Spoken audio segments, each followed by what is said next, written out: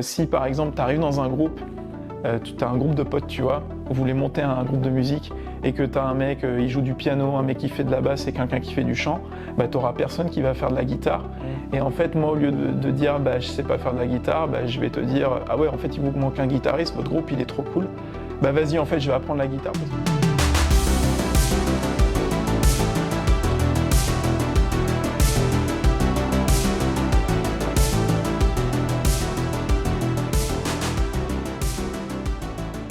Bonjour à tous et bienvenue dans notre émission Mentor. Alors on est en 2025 et qui dit 2025 dit nouveaux projets, nouvelles vidéos, nouveaux contenus que vous pourrez retrouver sur notre chaîne YouTube. Et donc une nouvelle fournée de Mentor, saison 2. Saison 2, nouvelles vidéos, nouveaux invités. Alors un petit rappel pour ceux qui ne se rappellent plus trop, Mentor c'est quoi? Mentor, on reçoit des personnes qui travaillent dans le numérique et qui viennent nous parler de leur parcours, de leur métier et plus en détail.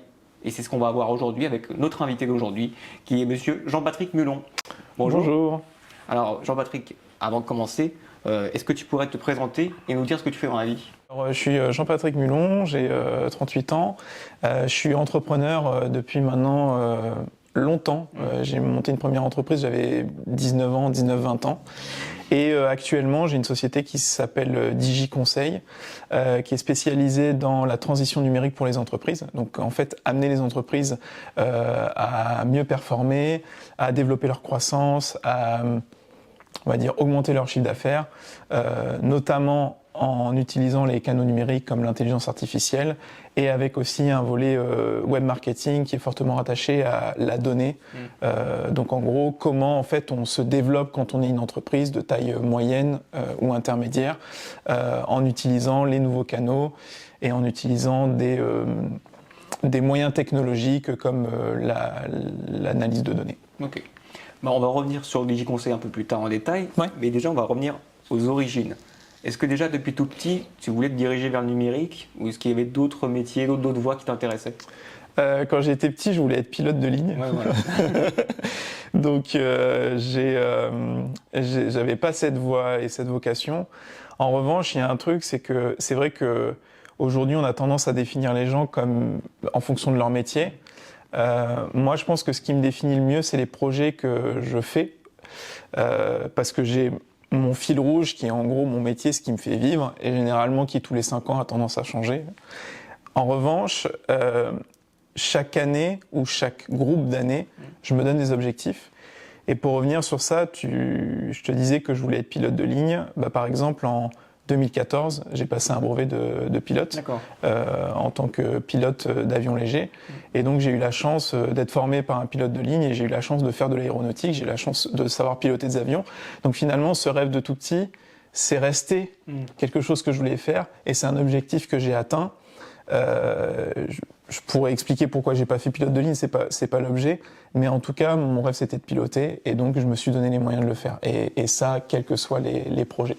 Voilà, je sais pas si c'était ça répond à ta question. Transition vers le numérique par exemple. Alors, pilote de ligne, tu as pu le faire à côté, tout, tu as eu ton objectif, mais qu'est-ce qui t'a... Alors, la transition vers le numérique, elle s'est faite progressivement. En fait, pour que tu comprennes, entre 2014 et 2017, j'ai une entreprise d'événementiel, donc je commence en étant DJ. Et au bout d'un moment, je voulais arrêter l'événementiel parce que voilà, c'était fatigant. Je pense que j'avais fait le tour, j'avais envie de changer. Et à ce moment-là, il y a un truc qui m'attirait énormément, c'était l'enseignement.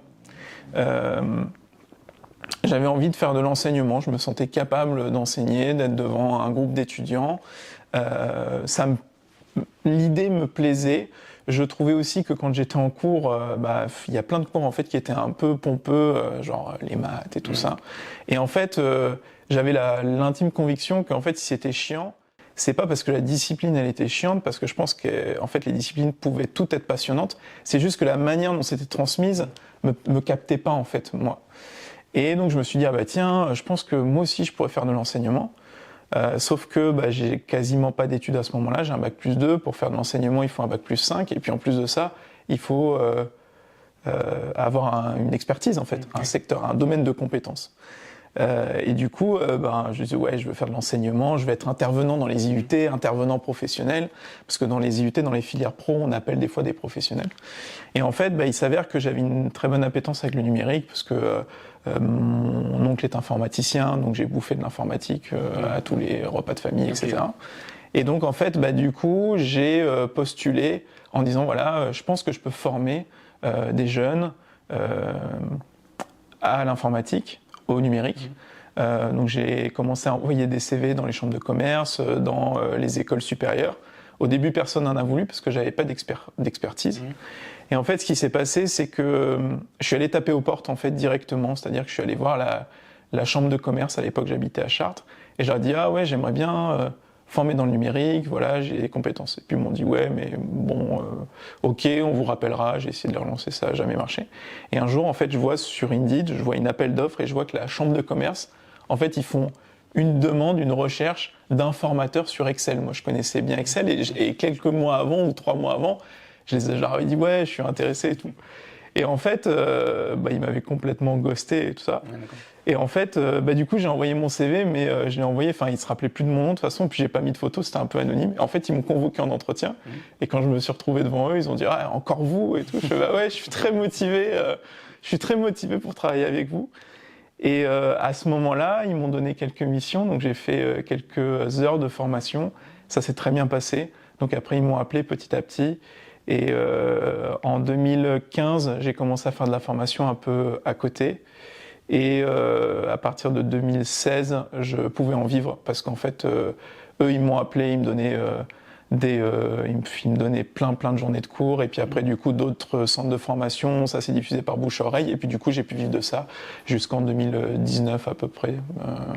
Et après, j'ai arrêté, mais ça s'est fait comme ça. Ça s'est fait vraiment en allant taper aux portes. Et le numérique, parce qu'en fait, j'avais pas de diplôme universitaire. Je savais former en rien d'autre, je savais que j'étais un peu bon là-dedans, j'avais des appétences, j'avais envie d'apprendre, j'avais envie de progresser. Et donc c'était le meilleur canal pour moi en fait pour atteindre mon objectif qui était à l'époque de faire de l'enseignement dans le supérieur. D'accord.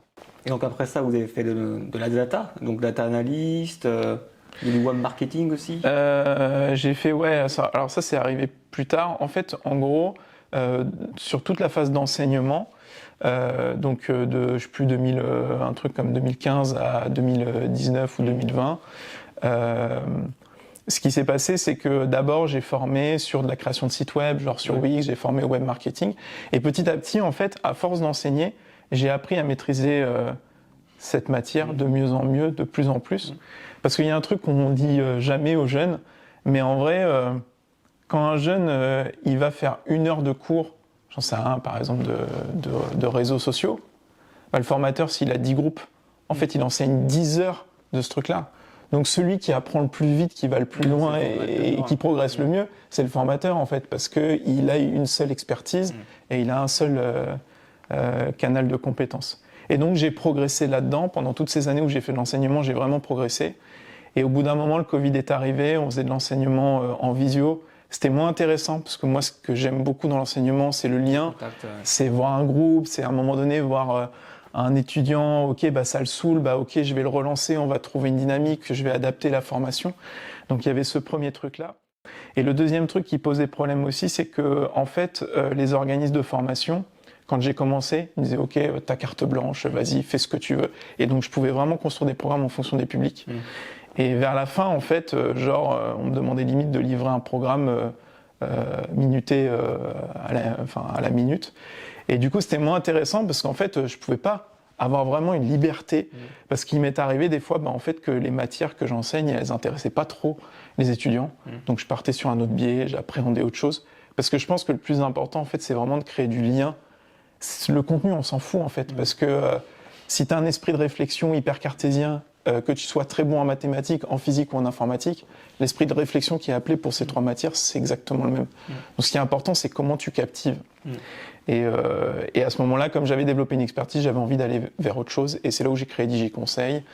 Et comme il y avait un besoin à l'époque sur des domaines comme la data, que c'était assez technique, et que j'avais pas envie de faire ce que tout le monde faisait, c'est-à-dire des réseaux sociaux et tout, je me suis dit ok, je suis assez pointu là-dedans, je vais aller sur un truc que les autres ne comprennent pas trop, comme ça je vais pouvoir m'épanouir là-dedans et on me prendra pas trop la tête. C'était un peu ça la stratégie, quoi. Et justement, pour les jeunes qui savent pas trop, c'est quoi un data analyst ? C'est un terme qui peut faire peur, on ne peut pas trop comprendre des fois. J'ai un profil entrepreneur et il y a un truc qui m'a passionné assez vite. Là, je te dis que j'ai fait de l'enseignement. J'ai fait de l'enseignement en DUT, donc Bac+2, en master, EM Normandie, Bac+5, pour des chambres de commerce, pour des professionnels de différents secteurs. Mais je vais te faire une confidence, j'ai pas de bac. J'ai pas le bac, et du coup, en fait, qu'est-ce qui s'est passé? J'ai échoué au bac, et donc à ce moment-là, j'ai travaillé pendant pas mal de temps. Ensuite, j'ai eu toute une phase où j'ai travaillé sur le secteur de l'animation, où j'ai commencé en étant animateur de colo. C'est là où j'ai commencé à faire mes armes en fait dans l'audiovisuel, le numérique, parce que je faisais des ateliers. Et petit à petit, en fait, on m'a imposé de passer le BAFA. J'ai fait passer le BAFA, j'ai adoré. Je suis vraiment passé par un parcours à la base d'animateur. Je suis loin du numérique. Et en fait, à ce moment-là, je me rends compte d'un truc. Quand je fais ça, c'est que l'animation, c'est cool. J'adore être avec des jeunes et créer des ateliers, faire des trucs et tout. Au moment où je passe le BAFA, je me déguise, je fais des chants, des machins. Et pour la première fois de ma vie, pendant le BAFA, on me dit en fait, ouais, t'es bon là-dedans. T'es incroyable, c'est trop cool. Félicitations, tu t'es investi. Et en fait, pour la première fois de ma vie, honnêtement, en 6e, je redouble. En 5e, c'est moyen. En 4e, je suis en échec scolaire, je suis changé pour aller dans un bahut un peu de moins bonne qualité. 3e, c'est chaud aussi, mes parents sont convoqués. Seconde, je redouble une 2e fois. Première, j'arrive à passer en S parce que j'ai travaillé un petit peu, mais en vrai, ça ne me passionnait pas. Parce qu'en fait, je passais mes soirées à mixer en vrai plutôt qu'à taffer. Première terminale, j'ai pas le bac. Et à ce moment-là, en fait, je suis dans un parcours où en fait, je sais que j'ai de la créativité, je sais que j'ai envie de faire plein de trucs, je suis un peu un artiste entre guillemets, donc je m'éparpille. Je sais que j'ai des compétences, mais en fait, personne n'a trouvé entre guillemets la pépite que je peux apporter. Mais moi, j'ai envie d'apporter des trucs. Et à ce moment-là, donc je passe le BAFA. Le BAFA se passe très bien, et là, tout d'un coup, waouh, on me dit ouais, c'est cool ce que tu fais, c'est incroyable et tout. Ça me motive. Du coup, je passe en BPGEPS. Le BPGEPS, c'est pour ceux qui connaissent pas, c'est le brevet professionnel de l'éducation populaire de la jeunesse et des sports. Okay. Avec le BPGEPS, tu peux en gros être animateur dans des accueils de loisirs, mais tu peux aussi être directeur. Je passe le BPGEPS, je fais une formation dans une association qui s'appelle l'IFAC 78, sur lequel moi j'avais 22 ans, mais il y avait beaucoup de jeunes comme moi en fait qui étaient en réinsertion, en reconversion, etc. Et à ce moment-là, moi j'ai jamais travaillé de ma vie, en fait j'ai été en terminale, par contre je faisais plein de trucs artistiques. C'est une époque où les réseaux sociaux, YouTube et tout, c'est pas du tout développé. Donc si tu veux, quand t'es chez toi, que tu prends un appareil, tu fais de la vidéo, ça a aucun sens. T'es juste un geek, voilà, c'est ça, tu vois. Donc il y a vraiment, c'est le truc qui, vraiment, quand je suis arrivé dans cette association, je me rappelle, pour passer le BPGEPS, il fallait quand même un niveau bac. Moi, je l'avais pas, donc j'ai postulé. Ensuite, je me rappelle, ils font une sélection, parce que t'as 20 personnes qui sont sélectionnées. J'ai eu une dissertation à faire, c'était un enfer, j'ai détesté tout. Et en fait, ils m'ont pris. Je pense qu'ils m'ont pris parce qu'ils m'ont vu à l'entretien, ils ont vu mon profil et qu'ils prenaient pas que des jeunes qui étaient des cadors, mais ils prenaient aussi des profils qui étaient aussi dans le parcours dans lequel moi j'étais. À ce moment-là, j'ai fait de l'alternance, donc j'ai été directeur d'un accueil de loisirs. Et pendant ce temps, j'ai appris un métier, le métier d'animateur et directeur d'accueil de loisirs. Et il y a un truc à ce moment-là, c'est qu'on avait plein de cours, on avait de la pédagogie, on avait de la sociologie, on avait de la comptabilité. Et depuis gamin, il y a un truc, c'est que j'aimais pas du tout les maths qu'on faisait au lycée, genre les fonctions et tout, c'était chiant. Par contre, il y a un truc que j'aimais, c'était le calcul. Genre par exemple, je sais pas, moi tu calcules combien d'argent tu dois, ou faire un projet, ok, comment tu le finances. J'aimais bien en fait les calculs en rapport avec l'argent, ça me plaisait beaucoup. Et en fait, à la fin de ce parcours-là, je me dis ouais, j'aimerais bien faire de la gestion. J'ai fait mon BPGEPS, l'animation c'est sympa, j'aime bien, mais je pense que je peux aller plus loin. Et puis j'aimerais bien faire un truc genre en lien avec la gestion, avec l'argent, avec la finance. Et donc à ce moment-là, une fois le BPGEPS obtenu, j'ai passé un truc qui s'appelle, que les jeunes ne connaissent probablement pas, et c'est important d'en parler parce qu'en fait ça existe, c'est des parcours alternatifs qui existent et dont on n'est pas au courant. Ça s'appelle un DAEU, ça veut dire diplôme d'accès aux études universitaires. Et en gros, si tu veux, quand t'as pas de diplôme, quand t'as pas de bac, souvent on dit ouais, t'as pas de bac, t'as raté ta vie, ou faut absolument que tu fasses un bac Donc pro. ça stoppe et qu'il y a Ouais, voilà, c'est ça. Ou alors on va te renvoyer vers un bac pro. Mais alors aujourd'hui, il y a une offre de bac qui est beaucoup plus large. Mais à l'époque où moi je l'ai fait, genre en gros, t'avais les bacs technologiques, après t'avais les BEP, et puis après t'avais les bacs généraux. Donc t'avais pas de filière intermédiaire. Et en fait, moi ce que j'ai fait du coup, c'est que j'ai candidaté à ce qu'on appelle à ce DAU. Pour faire le DAU, à l'époque, il faudra vérifier maintenant comment c'est, mais il fallait que tu travailles pendant 2 ans.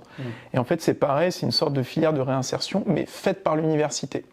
Et en gros, qu'est-ce qu'ils font l'université ? Ils te disent, en fait, comme tu travailles, parce que tu peux travailler à côté, tu vas prendre une spécialité, donc français ou maths, et tu vas faire un truc, c'est que tu vas faire des cours du soir, donc genre du lundi au vendredi.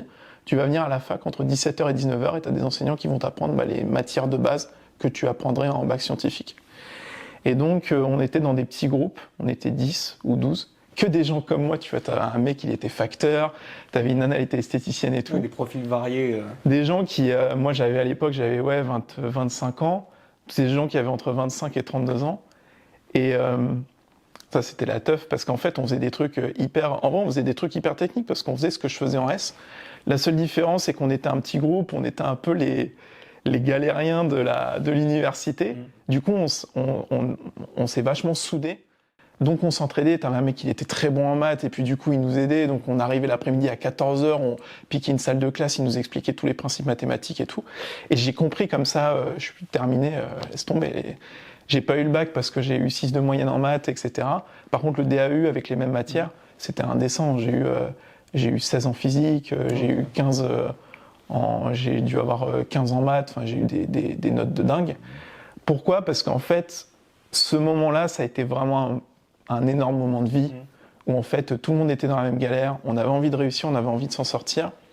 Et surtout, j'avais compris que les études, ça allait pas seulement m'apporter juste un diplôme pour avoir un métier que je voudrais peut-être pas faire, mais ça allait m'apporter en fait un moyen de réfléchir, de cogiter, d'avoir une capacité d'avoir une capacité intellectuelle qui me servirait dans le parcours que je voulais faire, dans là où je voudrais aller.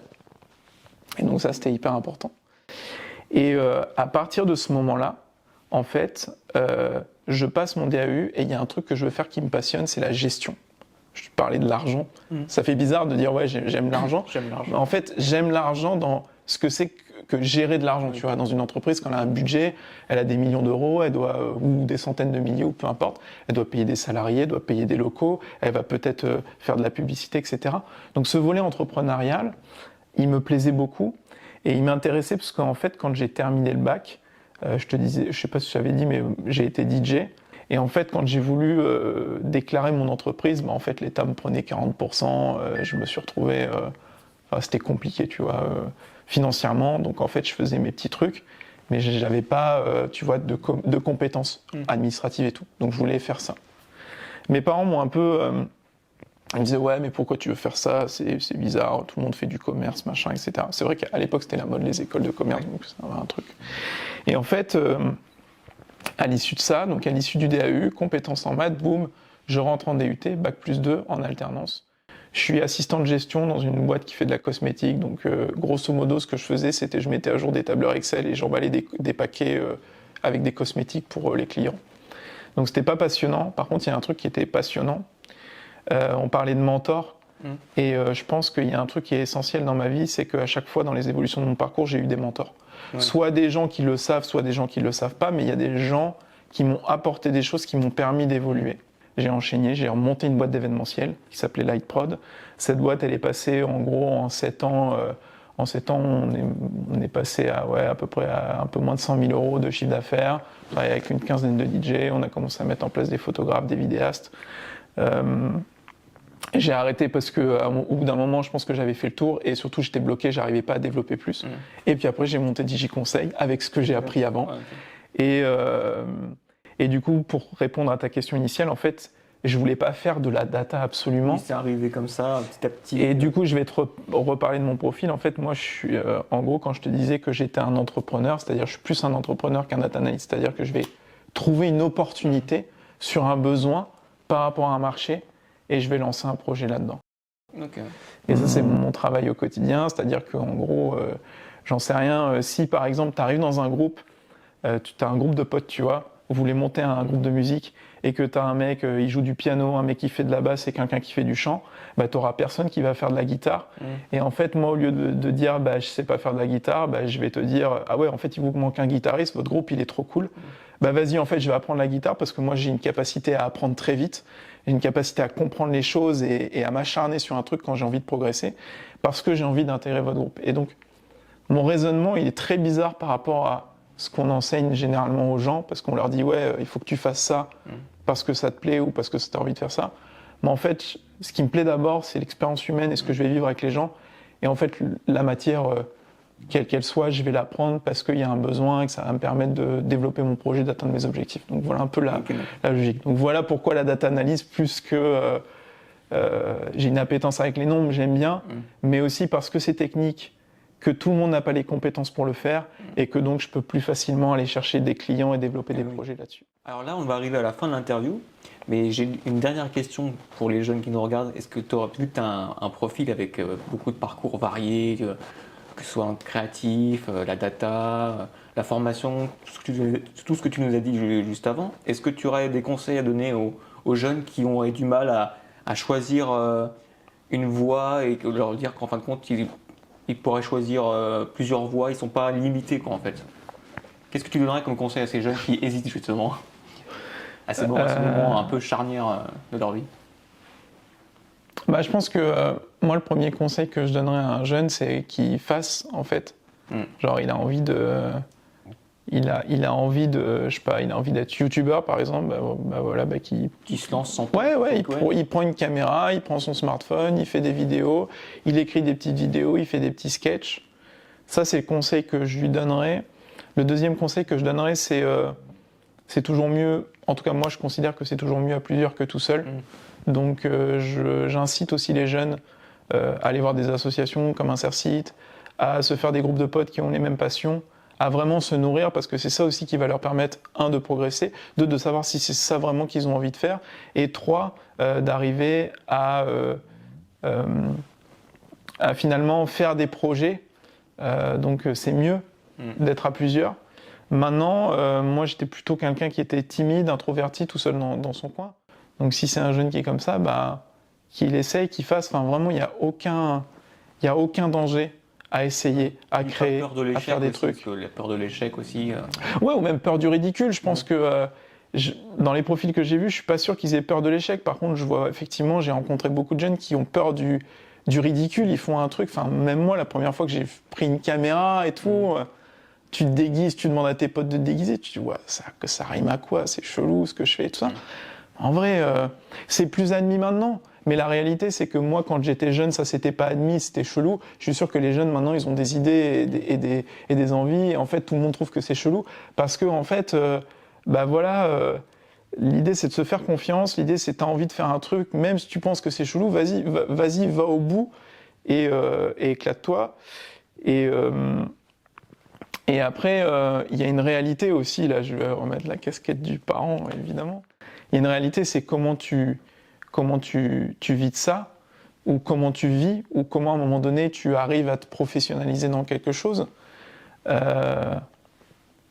T'arriveras peut-être pas à te professionnaliser tout de suite, peut-être qu'au début tu vas faire un petit boulot, tu vas faire ça à côté. Mais la réalité, c'est que si tu as envie de faire un truc, s'il y a un truc qui te plaît, vas-y. Et s'il n'y a rien qui te plaît ou qui te motive, vas-y, va rencontrer des gens.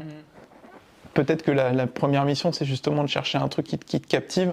Moi, je sais que ce qui me captive vraiment, c'est pas tant l'activité en elle-même, c'est les gens que je vais rencontrer et l'énergie qu'il va y avoir. Voilà, je sais pas si... Non, c'est parfait. Alors, merci d'avoir répondu à nos questions. On a appris beaucoup de choses sur ton parcours. Ouais, avec plaisir. Merci. Et alors, nous, on se retrouve très bientôt pour une nouvelle émission Mentor. Donc, checkez les vidéos YouTube, nos posts sur les réseaux sociaux. À très vite.